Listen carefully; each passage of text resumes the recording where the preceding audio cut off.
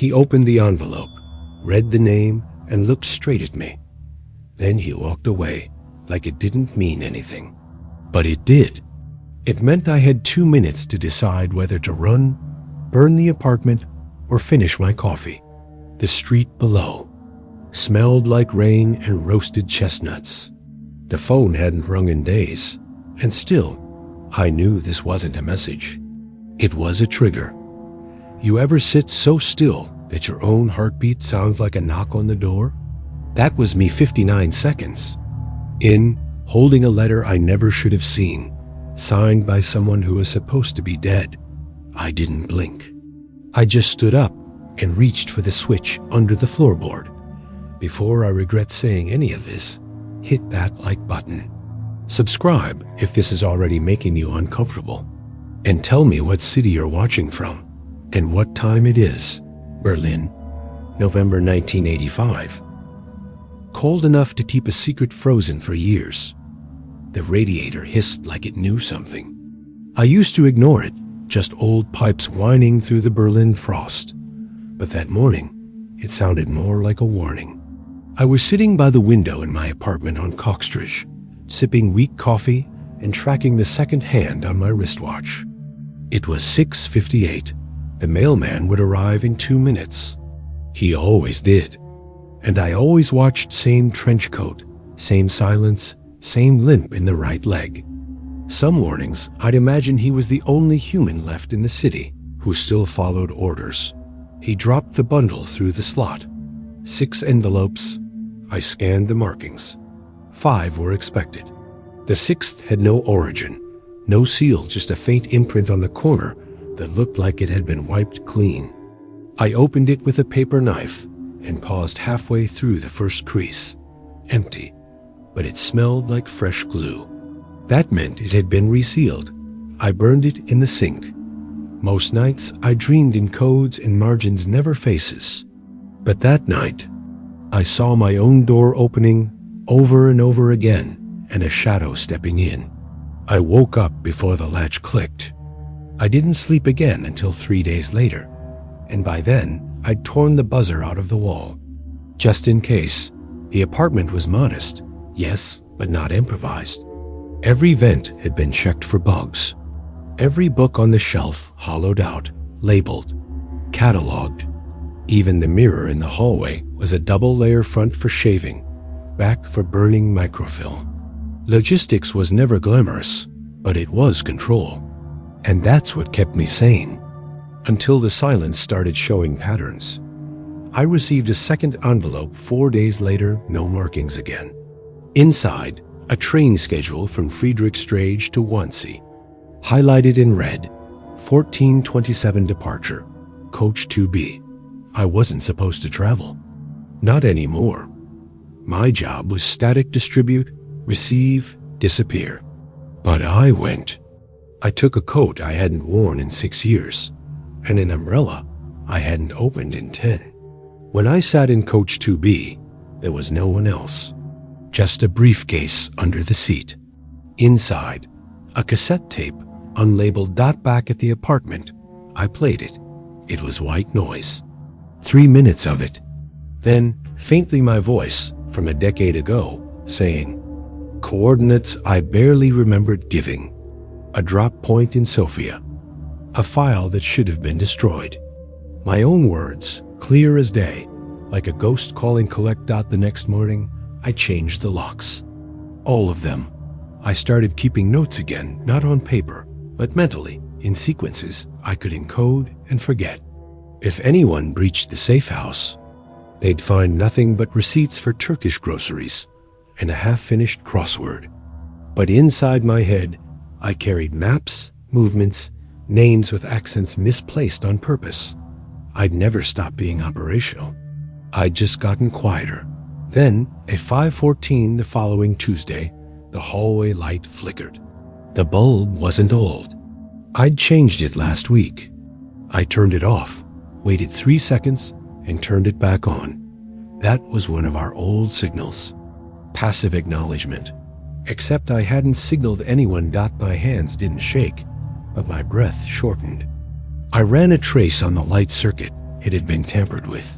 Slightly, as if someone had wanted me to notice but not react. That meant skill. That meant history. That meant someone who'd been trained the same way I had Dot. It also meant I wasn't. The only ghost still haunting the street, Dot, so I sat back down, brewed a fresh cup of coffee, and waited by the window for the next Tuesday. I needed to see if the mailman would flinch.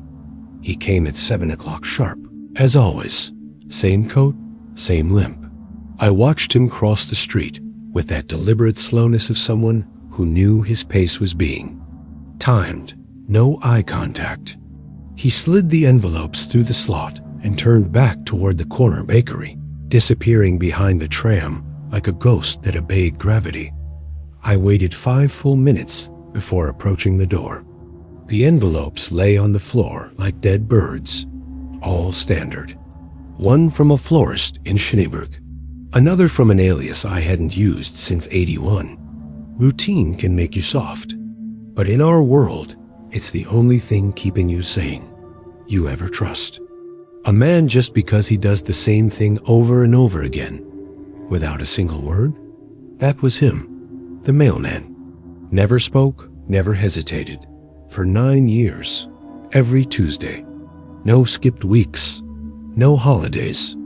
When the wall was repainted in '84, he stepped around the fresh paint like it was holy ground. There was a comfort in that. Like a ticking watch in a quiet room, the ritual became my anchor.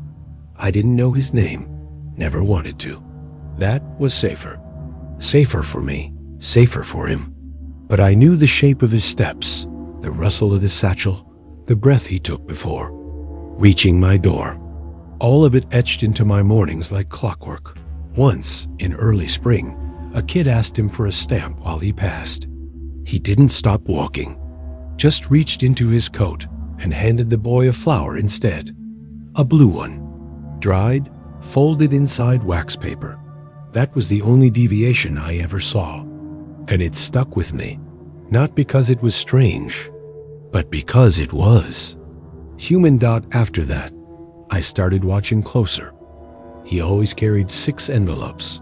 No more, no less. The 6th was always mine. No markings, no seal. Just a pattern embedded in the folds, sometimes angled left, sometimes right. Morse, if you knew how to look. One week, it read, all clear, another, hold.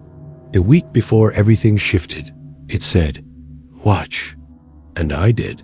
One morning, I caught him glancing up just once. A reflection in the metal mailbox showed. His eyes for a split second. They weren't blank. They were tired, not broken, not scared, just carrying something. Like the rest of us, Dot, that night, I dreamt of Bucharest, of a man tied to a radiator, whispering numbers through blood. I hadn't thought of that in years, but somehow it felt connected, as if the Tuesday ritual had become a prayer and prayers, eventually ask for a price. Still, I showed up every morning. Same place, same chair, coffee with a cracked mug and a loaded .22 under the cushion, just in case someone ever decided. To knock Dot, you don't realize how much you depend on silence until it breaks Dot, so when he missed a step, one Tuesday just one step, I noticed Dot, it wasn't the limp. It was the pause. Half a second at the door. Like he wasn't sure, like he was waiting for something. The envelope hit the floor a beat too late. I didn't breathe. I waited until he vanished behind the tram. Then I opened it, Dot, empty. Again. But this time, the flap had a faint imprint. A thumbprint, smudged.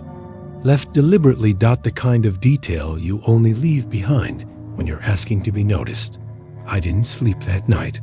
I put my ear against the radiator and listened. Not for hissing, for tapping. What I heard was breathing, not mine. Mine. He placed it like always, quick, precise, unceremonious. But the weight of it hit the floor different, lighter. I knew before picking it up that something was off. The flap wasn't sealed properly. My thumb slid under it like it had been left. Open on purpose.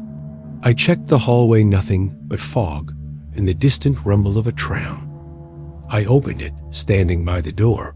One hand on the knob. Inside was a single black and white photo. Grainy. Cropped. Me, sitting alone on a bench near the Landwehr Canal, staring at a pigeon that never flew away. The timestamp read 6:41. That was yesterday. The angle suggested high ground, a rooftop across the street. It wasn't surveillance from the east. The KGB didn't send warnings. And it sure as hell wasn't Langley's style either. They preferred silence or sudden retirement. Then I saw the note tucked behind the photo. 4 words. Handwritten, no punctuation. Today you are the package. I dropped the envelope. The radiator was still hissing. Outside, Berlin looked the same. But the world had just tilted, subtly, like a hallway mirror that hangs just a little crooked once someone's been in your apartment. There was no signature, no symbol, just that line. And my own face staring back at me from a bench I hadn't even realized I'd sat on. I ran to the window. Nothing. Tram gone. Street empty. Mailman nowhere. I hadn't been tailed. I would have known. Unless it wasn't me they were watching. I locked the door, bolted it, and pulled the blackout curtain. Then I replayed every second from the day before. The walk, the bench, the pigeon. There had been someone to my left, woman. Older, knitting, never looked up. Was she even real? I checked the back of the photo. Clean. But the paper stock. Not. German. American. Government issue. Which meant someone had access. Someone who knew where I was when I was there and how to touch a nerve without firing a bullet. This wasn't a threat. This was a message. And not just any message, it was personal. I grabbed the Beretta from the drawer, checked the magazine, and placed it on the table. Then I tore through the safe behind the bookshelf, pulled out my contingency bag, burner keys, old maps. The documents were intact, but my dead roots backup exits were flagged in red. Ink I didn't remember. Using. Someone had already gone through the kit. I froze. That meant they'd been here. Not recently, not clumsily, but long enough ago to mark the exits, reseal the map pouch, and vanish. And that's when I noticed the radio, turned just slightly to the right. It always faced the couch. Now it faced the wall. I hadn't touched it in weeks. You ever feel your stomach tighten before your mind catches up? That was me. I opened the radio's back panel. The wire to the antenna had been clipped and soldered again sloppily. No listening device, but definitely tampered. That's not a message. That's a fingerprint, whoever this was. They wanted me to know I was compromised. And still in play. No calls, no protocols, no handlers. I couldn't even verify if Langley had tagged me as active. I might have been scrubbed years ago, but whoever sent that photo, they hadn't forgotten. And if they were watching yesterday, they'd be watching today. I went straight for the failsafe drawer behind the radiator panel, pulled out the red handset, the one without a dial. I lifted it and listened. No tone, not even static, just dead air. I tried the backup, the black box hardwired to an old Soviet relay hub hidden under Alexanderplatz. Same result. Silence. That wasn't supposed to happen. Even during drills, even under threat conditions, there was always something. A beep, a glitch, a delay. But this, it, was like I never existed. I powered up the encryption typewriter, typed in the distress code, Scarlet Echo. Nothing came back. Not even the automated cipher ping. Langley had gone dark, or worse. Langley had shut the door on me. You don't panic when that happens. You catalog. I ran through every possible cause. Technical failure, active lockdown, compromised asset. But all the scenarios led to the same conclusion. Someone had pulled the plug deliberately, Dot. So I tested the civilian line, Dot. It rang once. Then cut, Dot. Someone had left the wires intact, but rerouted the signal. That takes planning. Months, maybe years. Someone had built this fail into my system from the beginning, which meant they'd always known where I was. They just waited for the right moment to cut the string. I went to the fridge and took out a sealed canister marked pickles. Inside, an old-school codebook wrapped in plastic. I hadn't touched it since '82. I opened it to the June section and started keying in phrases on a portable transmitter, piggybacking on a frequency meant for embassy weather reports. Q7 clear DRO 99. Echo request. Level blue. Response. Number. Reply. Dot. I repeated it 3 times. Nothing. Dot. Then I tried one more code unauthorized from an old handler I never trusted. Backdoor protocol. Storm Orchid. Validate. Still nothing. They hadn't just cut me off. They'd erased me. I stepped outside for the first time that day. The air felt thicker, heavier, like Berlin had closed its jaw. I passed the bakery. Frau Heller didn't wave. She always waved. That told me enough. I walked 3 blocks to the park where the photo had been taken. Same bench, same pigeon. I sat down, pretended to read a newspaper, watched the reflections in the fountain tiles. Nobody followed. That was the worst part. No tails, no shadows. Clean, not too clean. When I got back, the light in the stairwell was out. Bulb broken, not removed, shattered. That was a message. The kind you only notice if you've broken bulbs yourself. It meant stop calling. I grabbed my last analog recorder and played the tape from 2 nights ago. White noise, my old voice, and a final detail I'd missed. Dot. At minute 2:43, someone coughs. Not me, and not from the original tape. It was recorded through the room's mic, meaning someone had copied my tape while I slept. That was enough. I packed the burner keys, wrapped the .22 in a dish rag, and opened the attic panel. I hadn't used the roof hatch since '79. It stuck for a second, then gave way. On the roof, I saw the truth. A thin wire stretched from my chimney to the neighbor's satellite dish, impossible to see from street level. And right there, tied to the base of the antenna, was a yellow envelope. Unmarked. I opened it.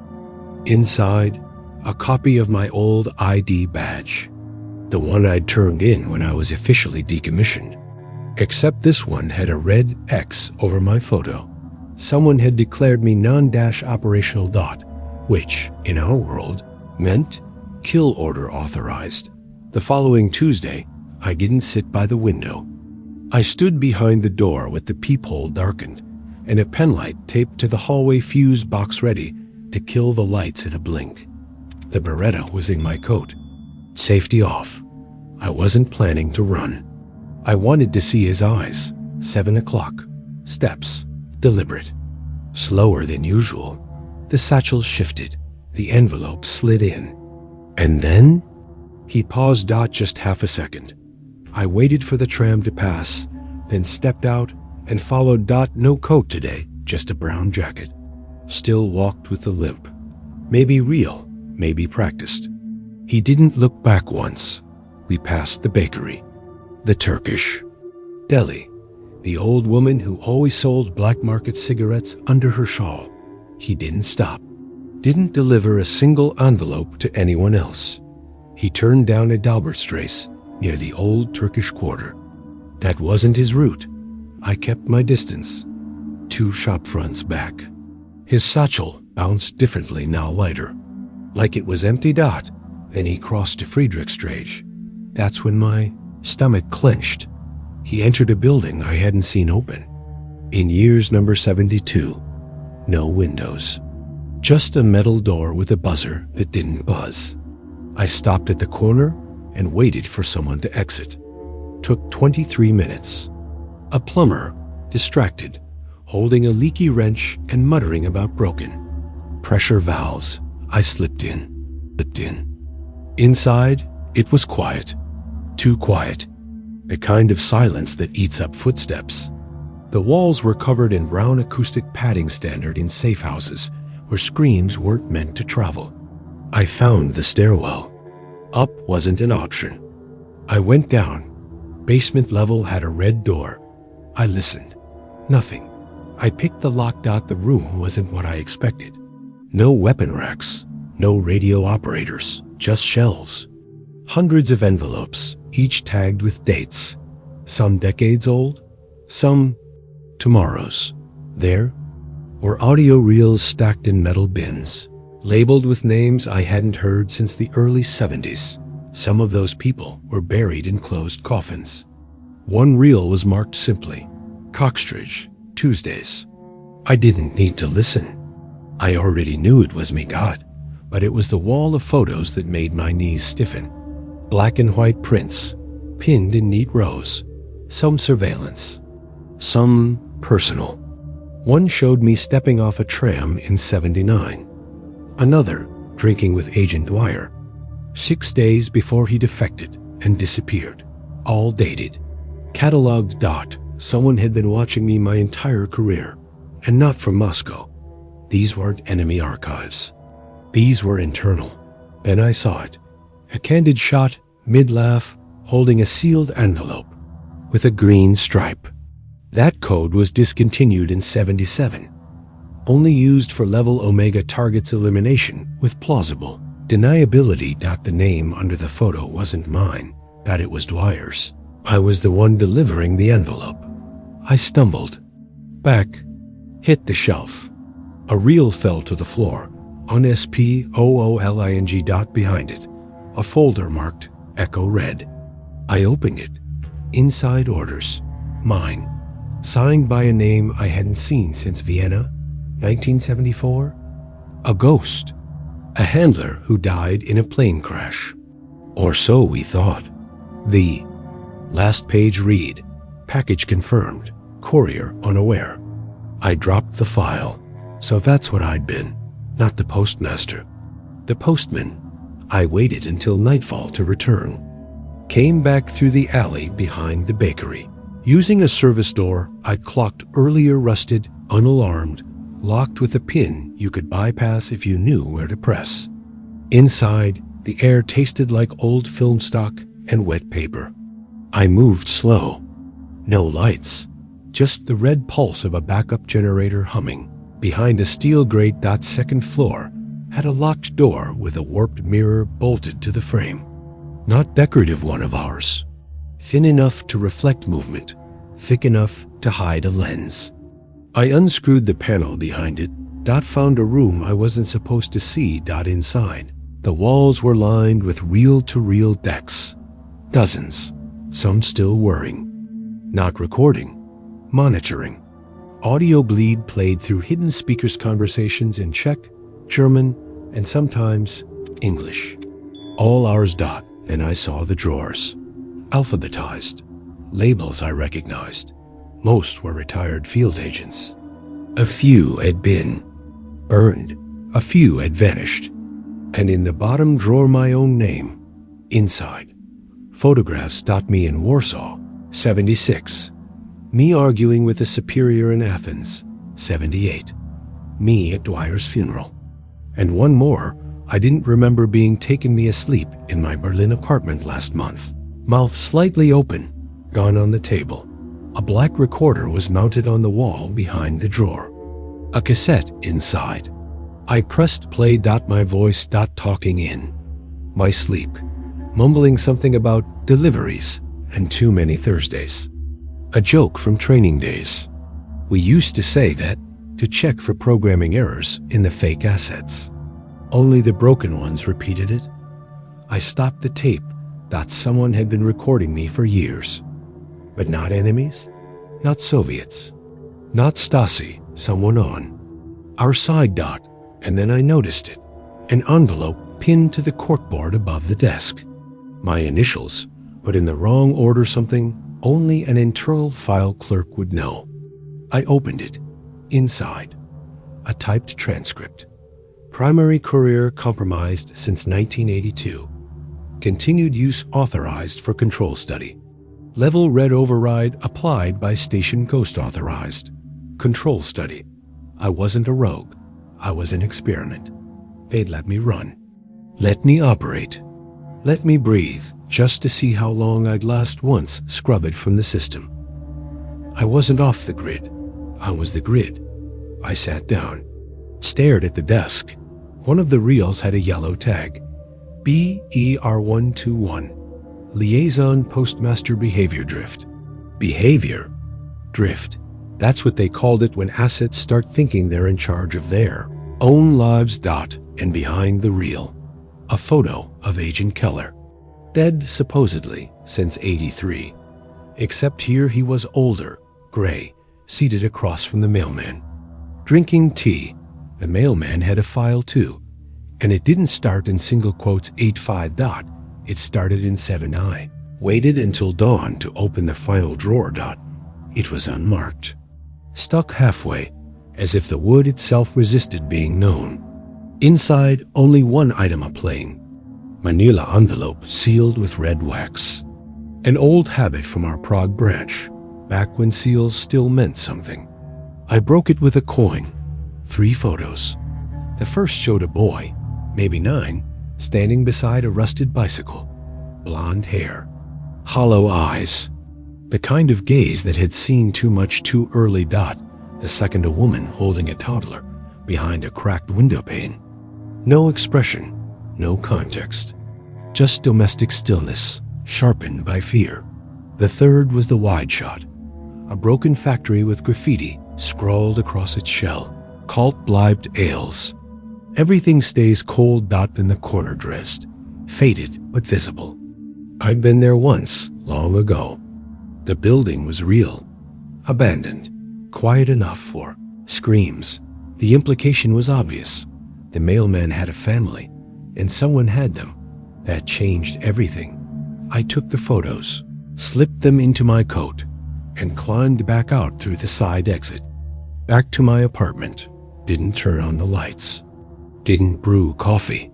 Just sat at the kitchen table with the gun beside me and the envelope in front. This wasn't extortion. It wasn't a trade. It was leverage. They wanted me to know the courier was controlled, that the silence wasn't loyalty, it was coercion. And by showing me his pain, they twisted the blade back into me. I lit a cigarette and stared at the boy in the photo. He looked like someone I might have known in Vienna, back when the files were still written by hand. A familiar sadness, a worn stillness, and then I realized something. The watch on the boy's wrist. Too big, too old, engraved. Agency issue. It had belonged to Keller. That meant one of two things. Either Keller gave it to the boy, or Keller was the father. And if Keller was still alive, sipping tea in that surveillance photo, he hadn't defected. He'd gone under, deep. Maybe he was running the operation now. Maybe I was part of it. Or maybe Keller had been made to disappear the same way I had. Useful until proven expendable. I pulled out my notebook reel paper, acid-free, never digitized, and wrote one word across the top. Why? And I drew 3 lines beneath it. The courier. The family. The building in Dresde. None of it added up, unless you accepted one fact. Someone had planned this years in advance. And I was never meant to find out, but I had. And now, someone was going to knock. The drop was still there. I hadn't checked it. In years, didn't think I'd ever need to.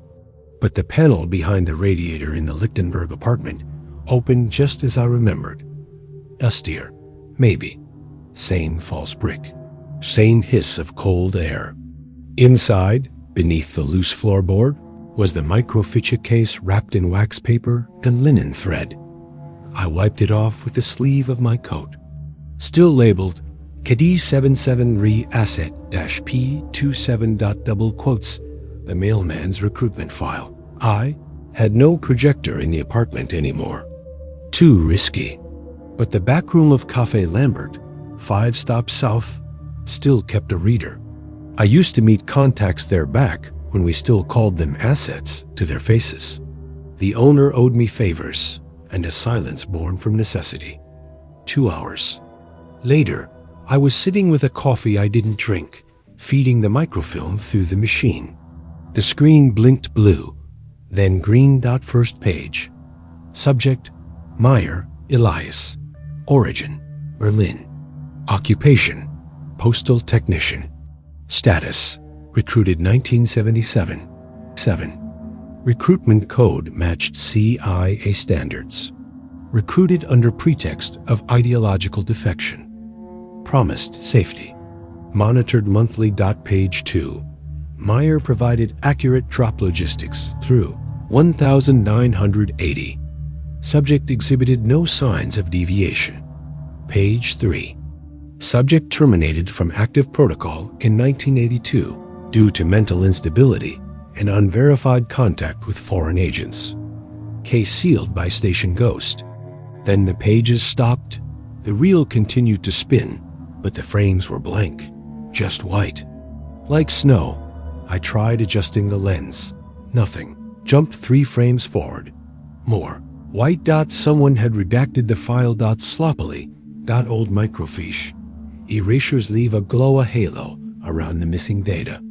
This had those marks, which meant the documents weren't just sealed. They were manipulated after the fact. I flipped the reel to the back side. There, wedged between calibration slides, was one final frame. A signature, not typed. Scrawled by hand. Keller. So he hadn't died in 1983. He'd erased Elias himself, and now years later, that same ghost was pulling strings again. Why bring the mailman back into play? Why after all this time? If Elias had been unstable, why keep him within reach of former handlers? Unless he was never unstable.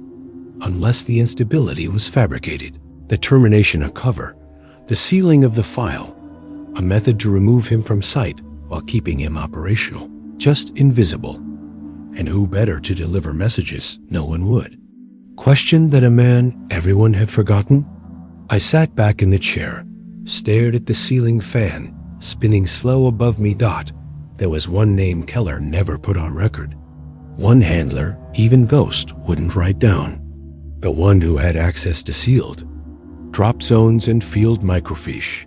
A man codenamed Marionette, the only one who could erase a courier, and then wind him back up. I returned home after midnight. No trams, no bakery lights. Just Berlin exhaling frost and secrets. The stairwell smelled like Varnish-Fresh. Chemical. Deliberate. You ever smell fresh paint and think someone's hiding something? That's not paranoia. That's training resurfacing. My mailbox was ajar. Inside. A note. No envelope. Folded twice. Heavy stock. Handwritten. Double quotes. You delivered the list. You signed the file. Now it's your name on the envelope. I didn't need to flip it over, but I did anyway. A seal in the corner. Agency issue. Red ink. Crossed arrows. Level Omega. The old kill order stamp. But the handwriting? It was his. They?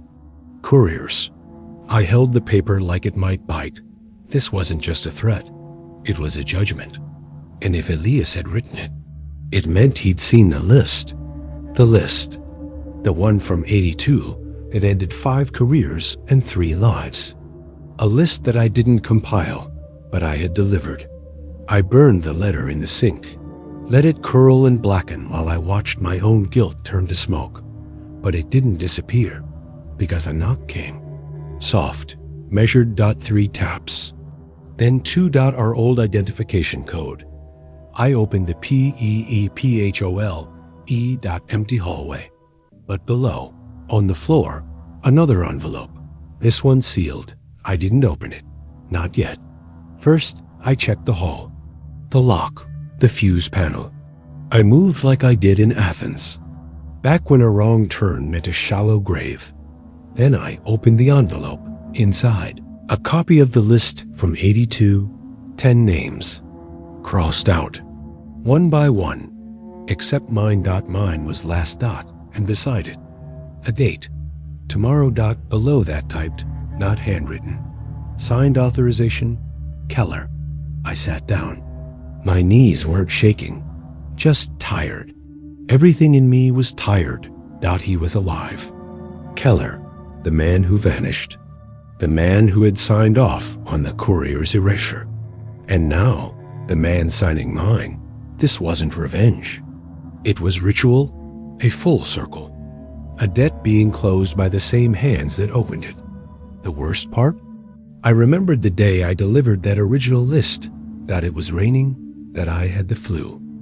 I didn't read the names, just followed the procedure. And now, years later, one of those names or one of their ghosts had come back through the hands of a silent mailman. I waited for him in the alley behind the Turkish bookstore. Same place where we used to swap drop bags with hollowed-out dictionaries back in '79. The cobblestones were wet. The air smelled like cigarettes and metal. He showed up at 6:58, as always. Trench coat, limp, satchel. But this time, I didn't hide. I stepped out into the path. He froze, didn't reach for anything, didn't run, just stared. We hadn't spoken. In a decade. Why now? I asked. He didn't answer. Just held out the satchel like a peace offering. I didn't take it. Instead, I pointed to the bench near the wall and nodded. He sat. I sat opposite. No weapons drawn. Just silence heavy enough to crack bones. I saw the photo, I said. Dresde, the factory. Your family. He blinked once, then nodded. Double quotes, they took them. He finally said, KGB? Another nod. I waited. They contacted me 2 months. Go. Said they knew where she was. Said the kids were alive. His voice was quieter than I remembered. Raspy. Tired. The kind of voice that doesn't expect to be believed. They made you deliver the envelope, I said. He looked down. Yes. And the note? He hesitated. That was mine. That stung more than I expected. You think I chose the names? I said. No. He reached into his coat. Slowly, I tensed. He pulled out a folded paper, handed it to me. It was the same list from '82, but this version had annotations, times, places, notes about surveillance. Every name had been tracked, watched until they weren't. I thought they were dead, he said. All of them. I pointed at my own name. And me? They wanted me to finish it, close the file. Why didn't you? He looked up. Eyes red, tired. Because you're the only one who never lied to me. That broke something in the back of my throat. I didn't let it show. They still have them? I asked. He nodded. They said once I delivered your file, they'd let them go. You believe that? No. We sat there, two old ghosts on a wet bench, trading regrets like cigarettes. I can disappear, I said. Give them what they want. Let them. Think it's done. He shook his head. They won't stop. Then we make them. How? I smiled. First time in weeks. We do what we always did, which is lie better than the next guy. He didn't smile back, but he didn't say no either. I wrote the list by hand, same format, same red header, even used the same type of paper, the grainy kind from the Langley Vault printers that bled slightly under pressure. It had to look real, smell real, feel real. But every name on it was fiction, invented dossiers, earned identities, the kind of ghosts we used to fabricate to justify budgets. I included mine at the top, a kind of insurance. The courier, Elias, watched me fold it into the envelope. Same size, same creases. I let him seal it. If they scan it? He asked. They won't. They'll burn it. That's the point. We timed the delivery for 7:02, 2 minutes after his usual drop. I sat 2 blocks away, coffee in hand, pretending to read the classifieds. My pulse stayed even. The handoff happened exactly like always. Except this time, the watchers weren't watching him. They were watching me. 2 men across the street. Not KGB, not ours either. No badges, no tells. The kind that show up when both sides want distance from the mess. I stayed put. Sipped. Waited. Nothing. The envelope disappeared into the system. A false final act. That night, I wiped the apartment clean. Burned half the files. Packed the rest into hollowed-out kitchen tiles.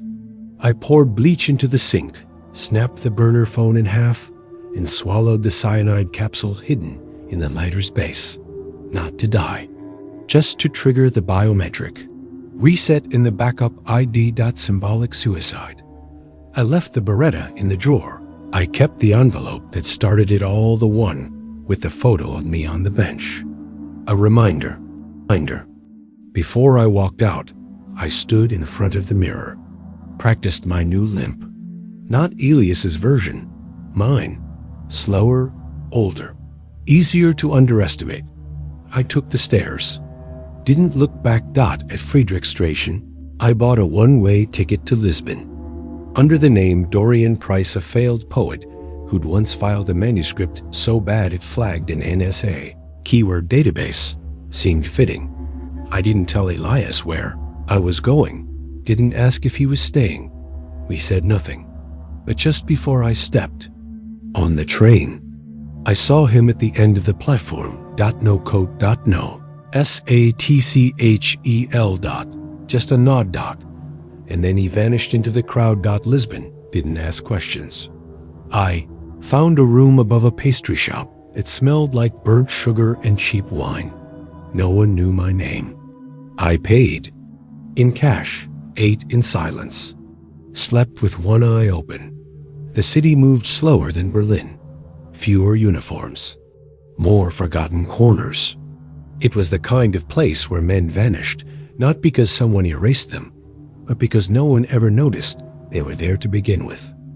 Every morning, the local postman came by at 8:14, wore a blue cap too tight for his head, whistled the same tune every time, something off-key and almost familiar.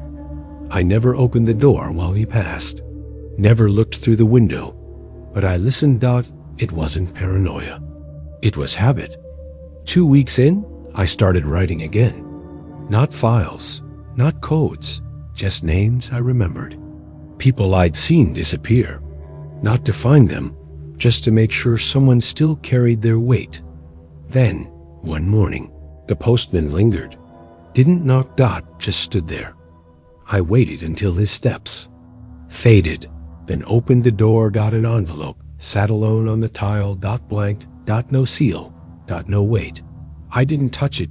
Just closed the door and sat at the table. Same chair. Same coffee. The envelope stayed there 3 days. Then I burned it. Whatever game was. Left. I wasn't playing anymore, but that didn't mean the game had ended. Every Tuesday, my pulse still tightens. Every whistle from the street makes my fingers twitch. And sometimes, just sometimes, I swear I hear the radiator hiss. Even though this building doesn't have one, there's no ceremony for ghosts like us. No medals, no apologies. Just empty chairs in cities where we used to exist. I still don't know if Elias made it out, or if Keller ever really existed beyond a signature and a seal. Maybe the whole thing was just another loop, one I mistook for an ending. What I know is this: I vanished once. Paperwork says so, but I'm still here, and every time the postman slips something under my door, receipt, flyer, blank envelope, I feel it again. That flicker, that hesitation, like maybe, just maybe, someone still remembers what I did, or what I delivered, or who I erased without knowing. And in those moments, I don't breathe, I just listen. because some messages don't need paper gotcha silence. If you made it this far, maybe you were meant to hear this. Subscribe if you want to know what else never made it to the files. And tell me in the comments, did you already know about any of this? Or did I just ruin your sleep?